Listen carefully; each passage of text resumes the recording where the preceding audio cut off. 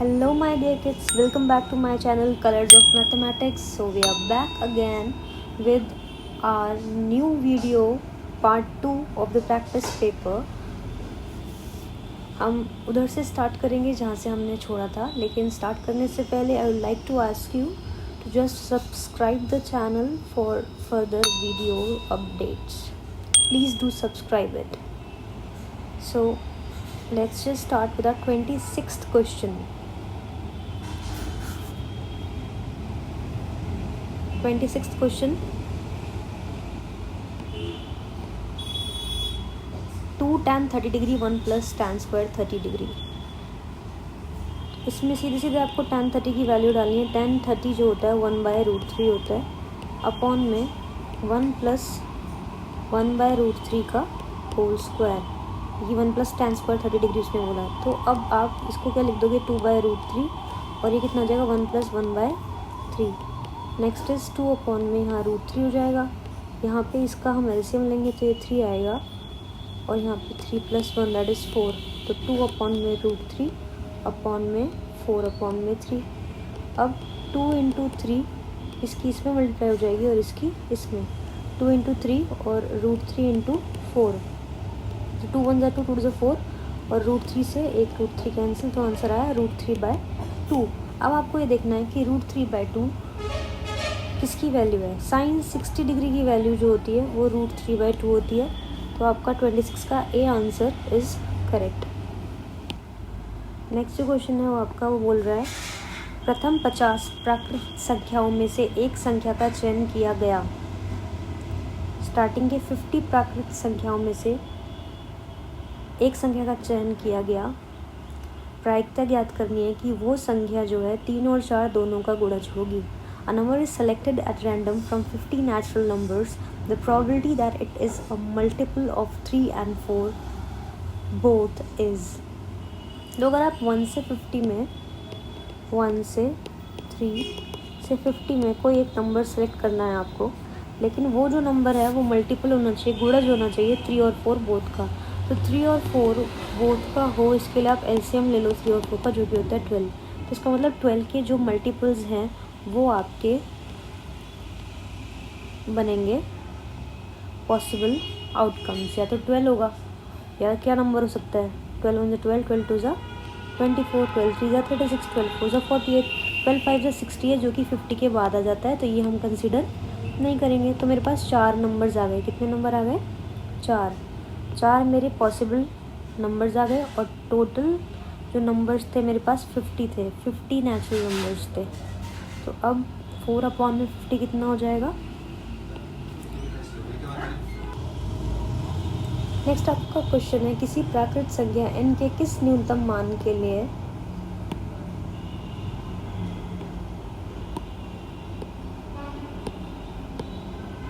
n 8 से विभाजित है.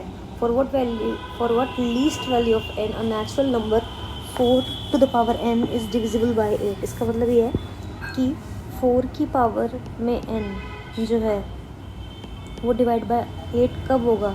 मिनिमम n की वैल्यू क्या होनी चाहिए. अगर मैं 4 की पावर 0 रखूँ, ठीक है, और 8 करूँ. 4 की पावर 0 होता है 1 divide by 8 is not divide by 8. ये डिवाइड नहीं हो रहा है 8 से. अगर 4 की पावर 1 रखा जाए तो भी 8 से पूरी तरह डिविजिबल नहीं है. लेकिन अगर 4 की पावर मैं 2 रखूँ तो 4 × 4 = 16 होता है और 8 अब ये डिविजिबल हो गया. तो मिनिमम वैल्यू जो है n की वो होनी चाहिए 2. तो यहाँ पर आंसर हो जाएगा आपका सी. नेक्स्ट आपका क्वेश्चन थोड़ा सा लेंदी होने वाला है और आप ये थोड़ा ध्यान से समझिएगा. बहुपद 6x² - px - 3 का एक शून्यक 3/2 है. बहुपद px² + x + k के शून्यक परस्पर समान है. तो k का मान ज्ञात करना है. इंग्लिश में 1/0 of the polynomial 6x² - px - 3/2 is -3 is 3/2. The zeros of the polynomial px² + x + k are equal. The value of k is. इसमें बोल रहा है कि आपके पास एक पॉलिनोमियल है.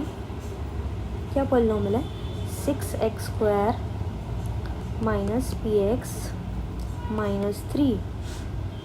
ये आपको एक बहुपद दिया है. उसने बोला इसका एक ज़ीरो मेरा 3/2 है. ठीक है, इसका जो एक ज़ीरो है इस पॉलिनॉमियल का एक ज़ीरो 3/2 है, और हमें पता है ज़ीरो क्या होता है, ज़ीरो वो है जो पॉलिनॉमियल को क्या कर दे, ज़ीरो वो है जो अगर मैं जिसकी वैल्यू x इक्वल टू 3/2 अगर मैं डाल दूँ, जहाँ जहाँ x है वहाँ 3/2 डाल दूँ तो पॉलिनॉमियल ज़ीरो हो जाएगा।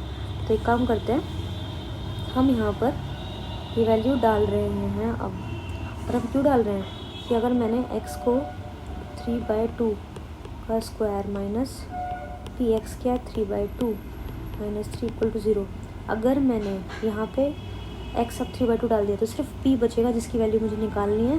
तो ऐसा करने से मेरी p की वैल्यू आ जाएगी 3 3 9 2 2 4 माइनस ये हो जाएगा 3p/2 minus 3 equal to 0, 2 3 6 2 2 4 9 3 27/2 okay minus 3, इस 3p/2 को उस साइड ले जाते हैं, ठीक है। एलसीएम ले लो, 27 minus 6 is equal to 3p/2, 2 से 2 कैंसिल, 27 माइनस 6 कितना होता है 21, ठीक है, इक्वल्स 3p, 21 अपॉन में 3 is equal to p, 7 is equal to p की वैल्यू आ गई 7।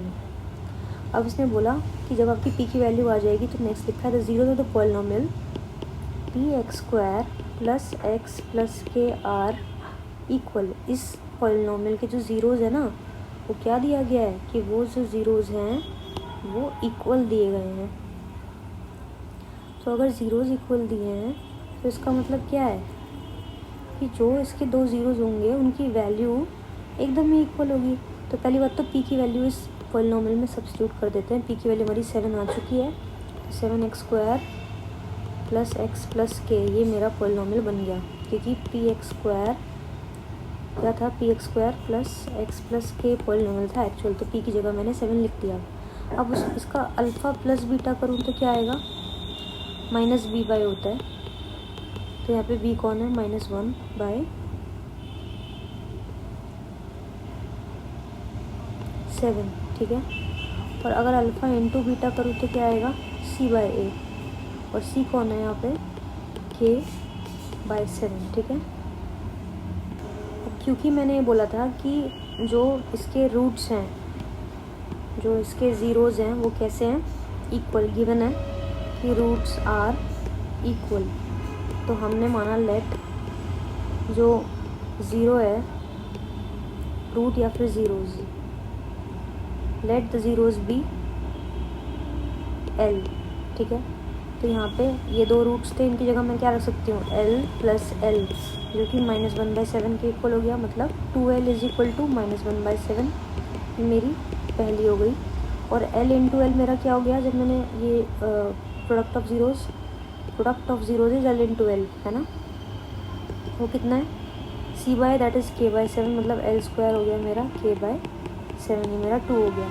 अब जब मैं डिवाइड करूँगी 2/1, तो आप क्या करो, l² को 2l से डिवाइड कर दो, और यहाँ पे -1/7 को किससे डिवाइड कर दो, k/7 से, एक l से एक l कैंसिल, नीचे आया l/2, और यहाँ पे क्या बचा -1 इंटू 7 अपॉन में k इंटू 7, 7 से 7 कैंसिल, ठीक है। तो k आ गया मेरा -12, तो मेरे पास k की वैल्यू आ गई।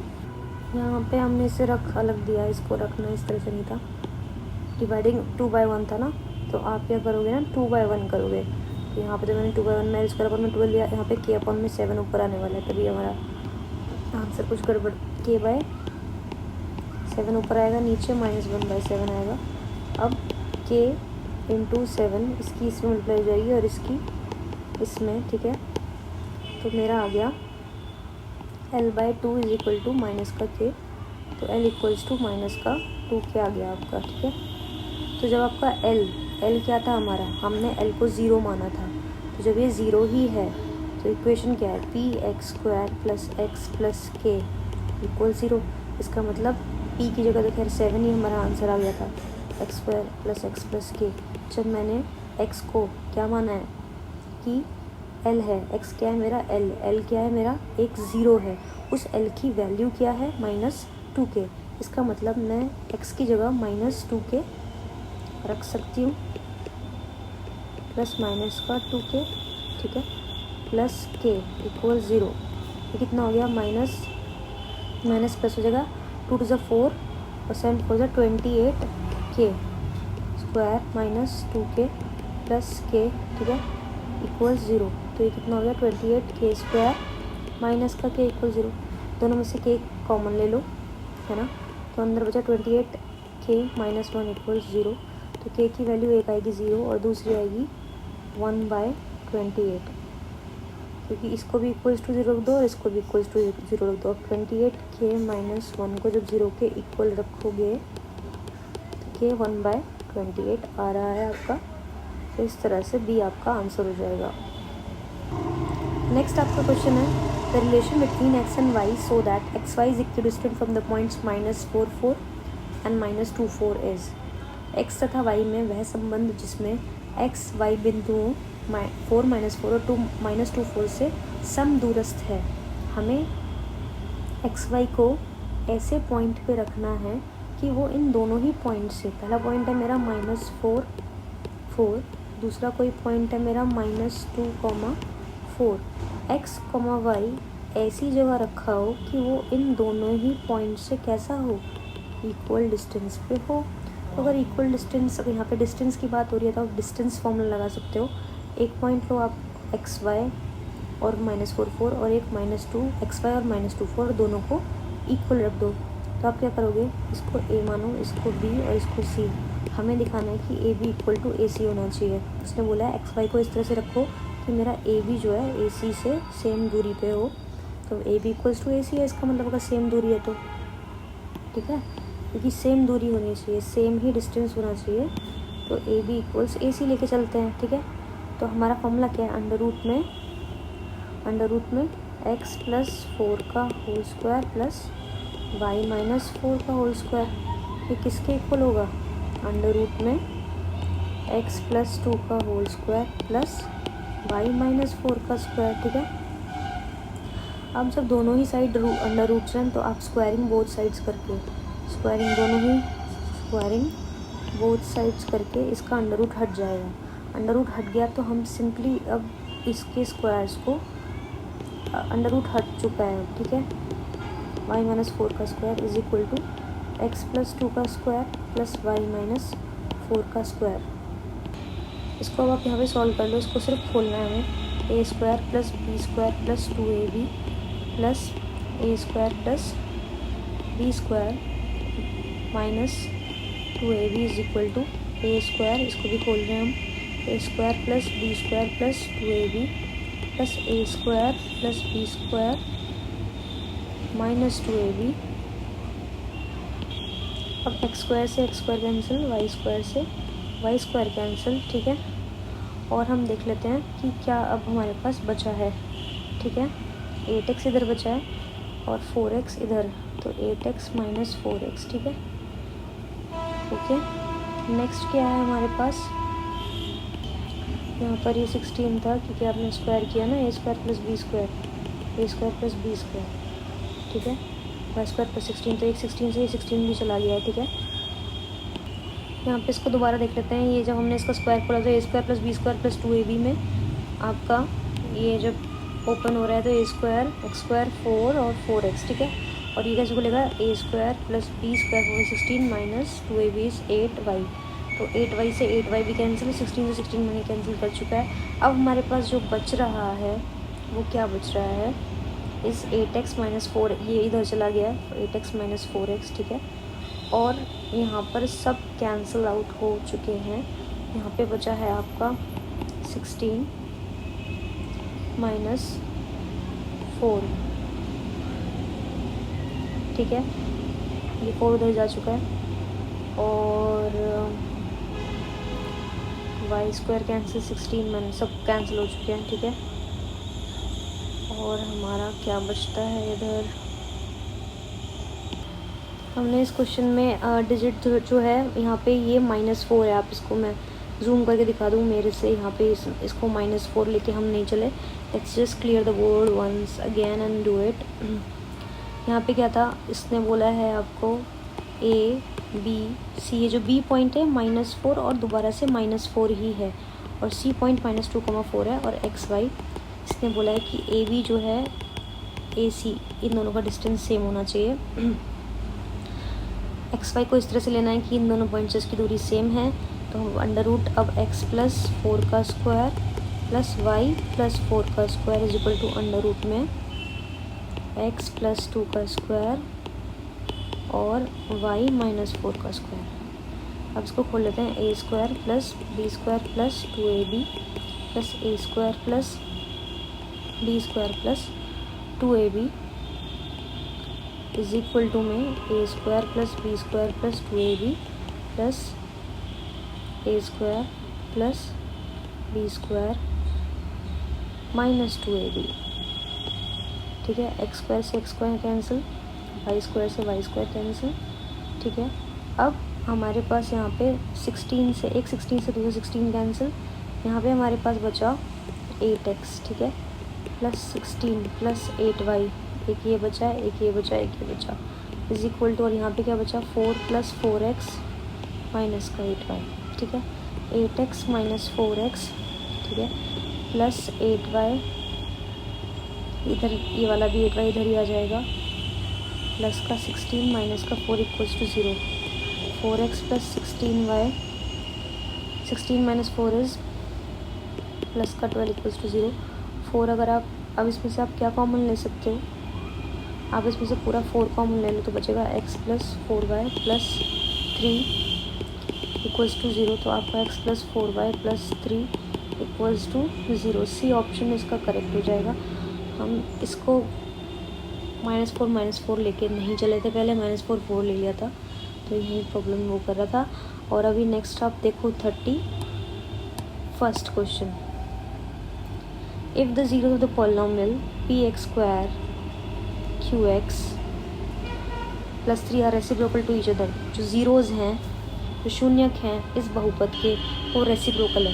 मैंने आपको पहले ही बताया था, अगर आप किसी भी चीज़ का रेसिप्रोकल करते हो और उसकी इनटू कर देते हो तो आंसर बना जाता है। तो हमें पता है कि अगर दो ज़ीरोज़ हमने मान लिया अल्फ़ा × बीटा, ये दोनों बराबर हैं, ज़ीरोज़ तो बराबर हैं, तो अगर अल्फ़ा भी x है और बीटा भी x है और दोनों के रेसिप्रोकल की मैंने मल्टीप्लाई कर दी तो आंसर बनाने वाला है। और अल्फ़ा × बीटा हमारा क्या होता है, c/a, तो यहाँ पे c कौन है, alpha × beta is equal to आपका c/a होता है। तो यहाँ पे इस पॉलिनोमियल में आपका c जो है वो 3 है और a आपका p है, और अल्फ़ा × बीटा करने पर, रेसिप्रोकल्स की मल्टीप्लाई करने पर,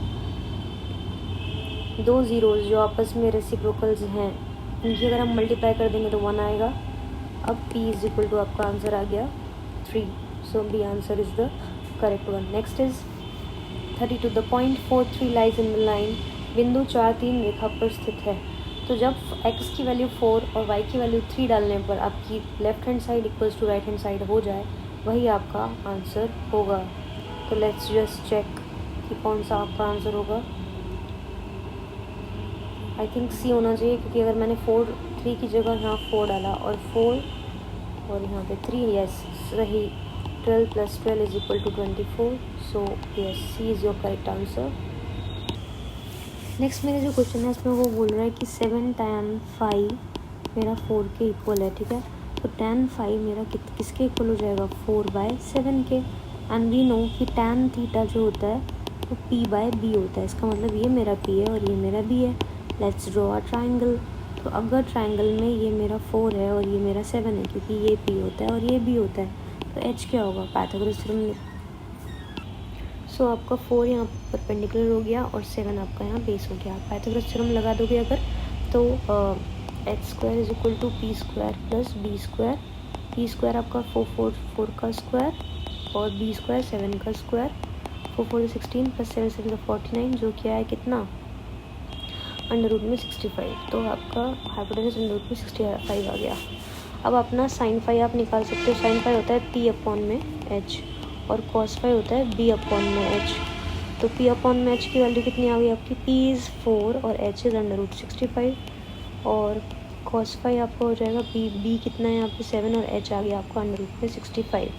तो आपके साइन फाई और कॉस फाई की वैल्यू आ चुकी है, जिसे कि अब आप यहाँ पर डाल सकते हो। तो question was 7 sine phi minus 3 cos phi upon में 7 sine phi plus 3 cos phi. इसकी वैल्यू आपको निकालनी है।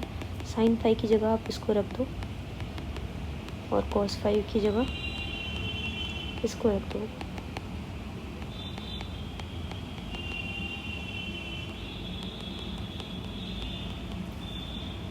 ओके, इसके बाद मैं यहाँ पर कर रही हूँ इसको सॉल्व।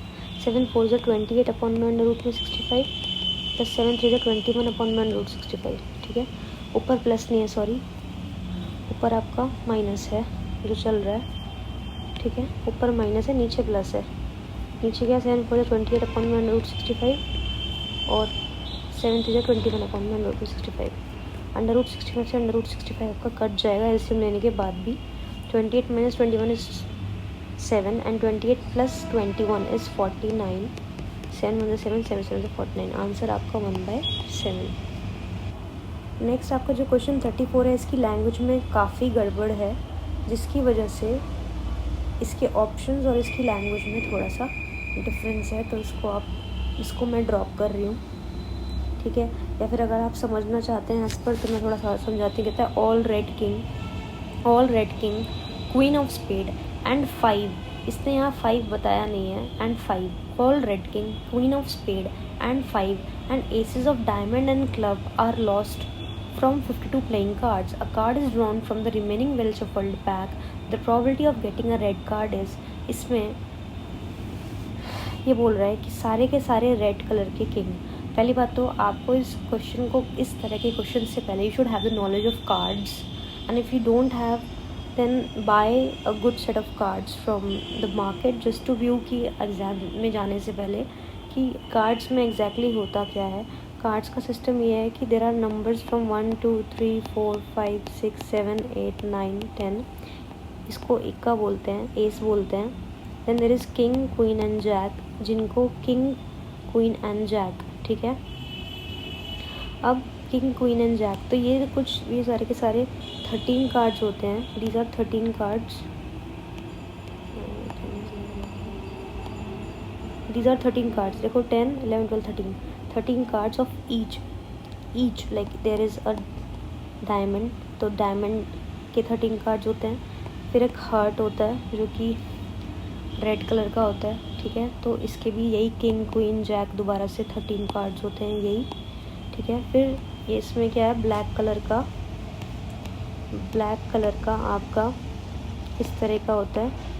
ठीक है, और एक होता है आपका ऐसे ऐसे करके। ठीक है, सो अब क्या है, इसको बोलते हैं इंग्लिश में क्लब, इसको स्पेड, इसको हार्ट और इसको डायमंड। इंग्लिश में ये बोलते हैं, हिंदी में इसको ईट बोलते हैं, इसको आपको शायद दिल वगैरह बोलते हैं। इसको क्लब को आप ये आपका चिड़ी है, ये होता है चिड़ी, और ये होता है आपका बेगम। तो इसमें भी 13 पत्ते यहाँ पे भी होते हैं। ठीक है, तो 13 × 4 ऐसे 4 सेट है, तो 52 टोटल कार्ड्स होते हैं। ठीक है, सो ये कार्ड्स का नॉलेज था। अब आपके यहाँ पे इसने बोला है कि अगर उन कार्ड्स में से सारे के सारे रेड किंग आपके गायब हो जाएं। रेड किंग कितने हैं, रेड किंग, तो इस वीडियो में क्या है कि आपको बताया है इस क्वेश्चन में, सॉरी, ऑल रेड किंग, सारे के सारे रेड किंग खो जाते हैं। तो रेड किंग कितने हैं, 2। मैं कलर चेंज कर लेती हूँ, कौन कौन से कार्ड्स खो गए हैं, 2 किंग खो गए आपके। All red king are lost. Queen of spade, queen खो गई स्पेड की, तो ये वाली भी खो गई। इसने बोला 5 खो गया, इस क्वेश्चन में थोड़ा गड़बड़ है। ठीक है, अगर सारे के सारे 5 खो जाते तो ये सारे 5 खो जाते, and 5 and aces of diamond, इक्का खो गया डायमंड और क्लब का, डायमंड और क्लब का इक्का खो गया है, डायमंड इक्के का और क्लब का खो गया है। तो अगर ये खो जाते तो कितने पत्ते खो जाते, 1 2 3 4 5 6 7 8 9 पत्ते खो जाते। 1 2 3 4 5 6 7 8 9 पत्ते खो जाते। अब जब 9 पत्ते खो जाते तो 52 - 9 हम देखते तो हम 45 भी नहीं, हम 43 की बात करते। कितने की बात करते हैं हम, 43 पत्तों में से 43 टोटल कार्ड्स हमारे पास बचते। फिर उसने पूछा है कि अ card is drawn from the remaining well shuffled card, तो प्रोबेबिलिटी ऑफ रेड कार्ड की प्रोबेबिलिटी कितनी, रेड जो होते हैं 26 होते हैं, तो 26/43 होता आपका आंसर। हाउएवर ये क्वेश्चन में थोड़ा गड़बड़ है, इसलिए ऑप्शंस भी गड़बड़ ही हैं। आप बस ये समझ जाइए कैसे मैंने किया, ठीक है। उसने बोला प्रोबेबिलिटी किसकी निकालनी है आपको, लाल पत्ते की, और लाल जो होते हैं 13 के 2 सेट्स हैं, ये भी लाल है ये भी लाल है। 26 कार्ड्स होते हैं रेड, तो रेड कार्ड्स 26 हैं, और टोटल आपके बचे हुए खो जाए हुए पत्ते के बाद 43 बचते, तो 26/43 आपकी प्रोबेबिलिटी होती। हाउएवर क्योंकि इस क्वेश्चन में गड़बड़ है तो ऑप्शंस भी थोड़े अलग हैं। नेक्स्ट क्वेश्चन देख लेते हैं। वो बोलता है इन द एडजॉइनिंग फिगर, इसमें आपका एंगल BAC जो है 90 डिग्री दिया है और AD is perpendicular to BC, ठीक है। तो आपको जब इतनी इन्फॉर्मेशन दी है तो आपको ABCD में से कौन सा बैठता है कॉम्बिनेशन, वो आपको पता करना है। अगर मेरा हम ट्रायंगल ले ABC और क्योंकि 90 डिग्री है, क्योंकि ये 90 डिग्री है, तो इसका मतलब BC ये मेरा हाइपोटेनस हो गया, पूरा BC का स्क्वायर मेरा AB का स्क्वायर प्लस AC के स्क्वायर के इक्वल होगा, क्योंकि मेरा ट्रायंगल ये है तो हाइपोटेनस ये है, तो हाइपोटेनस का square is equal to base का स्क्वायर प्लस परपेंडिकुलर का स्क्वायर, ठीक है। अब मैं BC के स्क्वायर को BD प्लस DC का स्क्वायर लिख सकती हूँ, क्योंकि पूरा का पूरा BC है ये मेरा यहाँ से यहाँ तक, तो मैंने BD और DC लिख दिया, इज इक्वल टू AB का स्क्वायर प्लस AC का स्क्वायर। इसको यहीं छोड़ते हैं, ठीक है, और रब भी कर लेते हैं, let's just rub it. Okay, next आप देखो कि अगर हमने बोला है कि ये यहाँ पे आपको इधर से भी राइट है इधर से भी राइट है, तो मैं AC का स्क्वायर ट्रायंगल ADC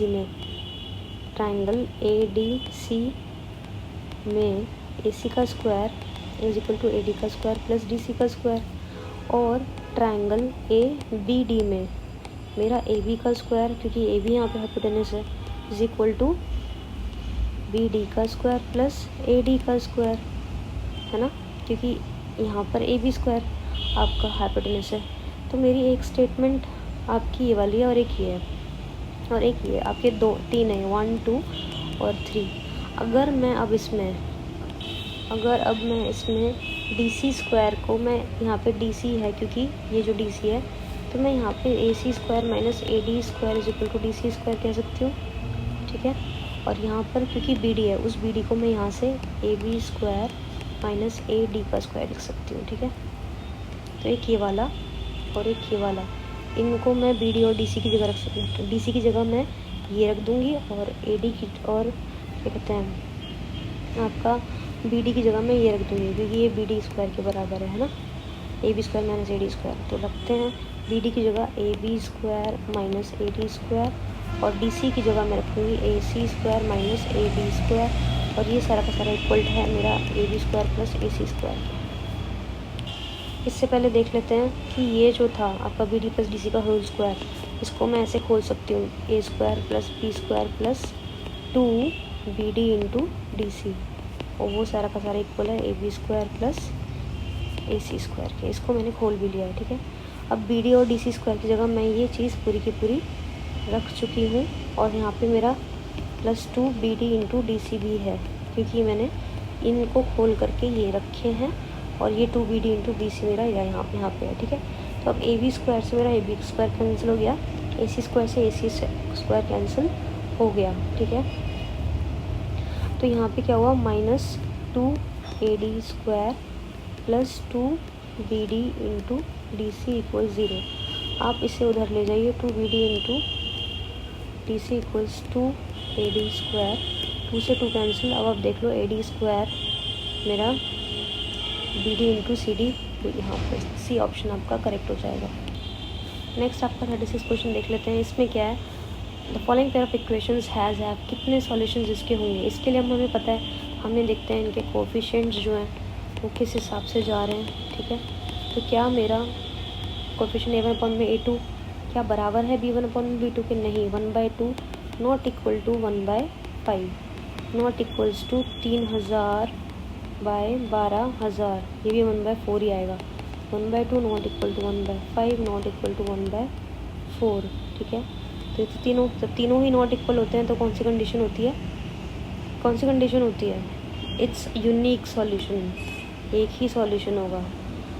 तीनों इक्वल होते अगर तो बहुत सारे सॉल्यूशन हो जाते, और अगर फर्स्ट दो इक्वल होते और लास्ट वाला नॉट इक्वल तो मेरा नो सॉल्यूशन। लेकिन यहाँ पर आपका सारे ही नॉट इक्वल हैं, इसलिए no solution, unique solution. Okay, next हमारा जो क्वेश्चन है वो बोल रहा है आकृति में एक्स वाई जो है बी सी के पैरेलल है और आपको ए एक्स अपॉन में एक्स बी का रेशो दिया है ना, और लेंथ जो है वो पूछी किसकी है? एक्स वाई की। मैं आपको बता दूं, नॉर्मली आप जो क्वेश्चंस करते रहते हैं ना, उसमें आपको ए एक्स अपॉन में एक्स बी या फिर ए वाई दे दिया होता है, और आपको पता होता है कि जब एक लाइन ऐसे पैरेलल दूसरी लाइन के होती है ट्राइंगल में, तो मेरा ए एक्स अपॉन में एक्स बी मेरा ए वाई अपॉन में वाई सी के बराबर हो जाता है। यहाँ वाई सी है ना, तो ए एक्स अपॉन में एक्स बी ए वाई अपॉन में वाई सी के इक्वल हो जाता है। तो ये तो फिर इजी हो जाता है कि भाई 1/3, और मैंने यहाँ पे हमें कुछ दिया होता, ये एक्स है और ये मेरे को दिया होता है, तो मैं एक्स की वैल्यू निकाल लेती। लेकिन यहाँ पर ऐसा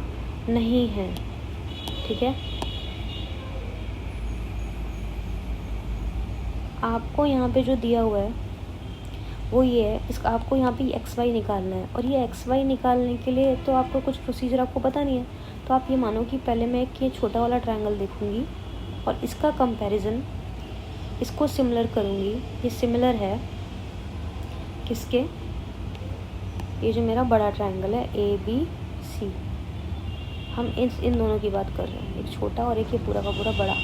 अगर अब अगर ये दोनों ट्रायंगल सिमिलर हैं तो क्या मेरा ए एक्स अपॉन में पूरा का पूरा ए बी क्या बराबर नहीं होगा एक्स वाई अपॉन, क्या प्रोपोर्शनल नहीं होगा एक्स वाई अपॉन में पूरे के पूरे बी सी के?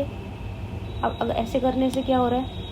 ऐसे करने से ये हो रहा है कि मेरे पास ए एक्स भी है 1, ए एक्स की वैल्यू भी है क्या है 1, पूरे के पूरे ए बी की क्या होगी? जब ये 1 है ये 3 है तो पूरा ए बी कितना हुआ? 3 और 1 4, 1 + 3 = 4। एक्स वाई मुझे निकालना है और बी सी मेरे को 6 दिया ही दिया है, तो 1/4 = एक्स वाई अपॉन में 6, तो एक्स वाई = 6/4 = एक्स वाई, तो दिस इज़ 3/2 एक्स वाई, तो दिस इज़ हाउ मच? 2 × 2 1.5, 37 का आपका डी आंसर हो जाएगा। सो ऐसी बात है कि जब भी आपको इस ट्रायंगल का किसी ट्रायंगल में आपको ये साइड आपको निकालने के लिए बोले, तो आप छोटे ट्रायंगल को बड़े ट्रायंगल के साथ सिमिलर रखकर और फिर उसके बाद चीज़ें सॉल्व कीजिए। सो इस क्वेश्चन में हमको vertical stick 20 metre long cast a shadow 10 metre long on ground, at the same time a tower cast 50 metre long shadow, what is the height of the tower? So basically इस question में पहले हमें question को समझ लें और diagram कैसा बनता है वो देख लेते हैं। देखो इसमें क्या है, इसने बोला कि एक वर्टिकल स्टिक है 20 मीटर लॉन्ग, ठीक है। तो मान लिया स्टिक आपकी इतनी है 20 मीटर लॉन्ग, और उसने एक शैडो कास्ट करी ज़मीन पर, उससे शैडो बन रही है। ये जो शैडो जब ये है तो ये शैडो बनेगी। थोड़ा क्लैरिटी के साथ करते हैं। वर्टिकल स्टिक है जो कि 20 मीटर लॉन्ग है, ठीक है, 20 मीटर। उसने शैडो कास्ट करी, शैडो नीचे गिरेगी और वो 10 मीटर लॉन्ग है, ठीक है। वर्टिकल स्टिक एक 20 मीटर लंबी ऊर्ध्वाधर छड़ी मैदान पर 10 मीटर लंबी छाया बनाती है। उसी समय पर अगर मान लिया सन यहाँ पर है, समय सेम है, इसी वजह से अभी शैडो यहाँ बनी, इसकी वजह से एक 50 मीटर लॉन्ग क्या है शैडो बना देता है। कौन? अब ये 50 बनाएगा, बाकी के बचे हुए यहाँ से यहाँ तक 50 मीटर लॉन्ग शैडो बना रहा है। ये टावर की शैडो है यहाँ से यहाँ तक 50 मीटर, ठीक है। तो आपको ये निकालना है इस टावर की हाइट क्या होगी।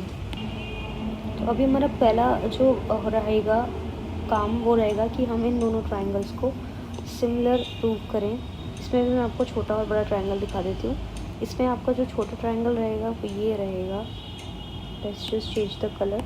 छोटा ट्रायंगल आपका ये रहेगा, ठीक है, और जो बड़ा है वो जो बाकी रिमेनिंग है वो ये रहेगा, ठीक है।